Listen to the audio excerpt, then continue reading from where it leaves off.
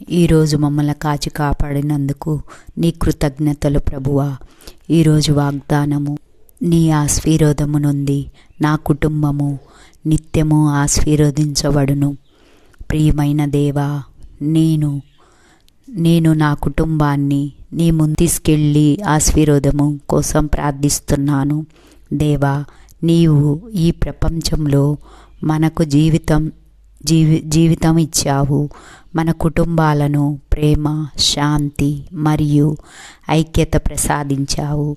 ఈరోజు నేను నా కుటుంబం కోసం నీ దయను మరియు ఆశీర్వాదమును కోరుకుంటున్నాను. నా పితరులు, నా భార్య, నా పిల్లలు, నా భర్త మరియు నా మొత్తం కుటుంబాన్ని నీ కృపలో, నీ సన్నిధిలో ఉంచుచున్నాను. ఆశీర్వదించండి. మా ఇంట్లో అన్ని కష్టాలు, సమస్యలు, నిరాశలు, ఒత్తిడులు దూరం అవ్వాలని, ప్రతి ఒక్కరి హృదయాల్లో నీ ప్రేమతో నింపాలని నేను ప్రార్థిస్తున్నాను. ప్రభు, మా కుటుంబంలో అన్ని సంబంధాలు మధురంగా ఉండాలని దయచేసి మా మధ్య ఉండే వివాదాలు, విరోధులు మరియు శాంతి చేసే అన్నిటినీ నీ ప్రేమ మరియు క్షమాపణతో నింపుము.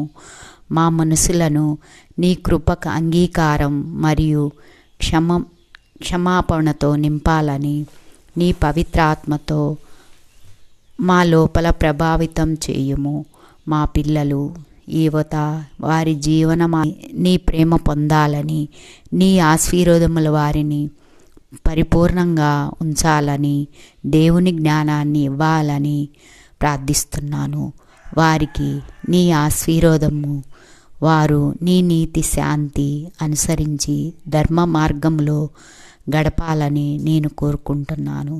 ప్రభువా, నా ఆర్థిక పరిస్థితి, ఆరోగ్యం, పని, వ్యక్తిగత సమస్యల్లో దేవుని ప్రేమ స్థిరంగా ఉండాలని, అందరూ పరస్పర సహాయపడుతూ మమకారంతో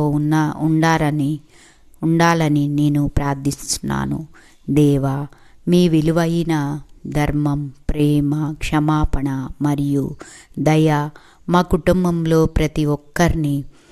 ఈ ప్రపంచంలో ప్రతి కుటుంబాన్ని సతమవుతున్న ధార్మికమైన పవిత్రమైన మార్గాన్ని చూపాలని, అన్ని పరిమితులతో, అన్ని సమస్యలతో మీరు మమ్మల్ని, మా కుటుంబాన్ని భద్రత మరియు శాంతిని అందించండి. మీరు మమ్మల్ని అందరినీ ఆశీర్వదించండి. మీ నామంలో నడిపించండి. మా కుటుంబం మీ సన్నిధిలో ఉంచి అన్ని రకాలు కష్టాలు మరియు చలామణిలో అవిశేషంగా మీ దయ పొందుతూ ఎల్లప్పుడూ మీ అంగీకారాన్ని అనుభవించాలని కోరుకుంటున్నాను.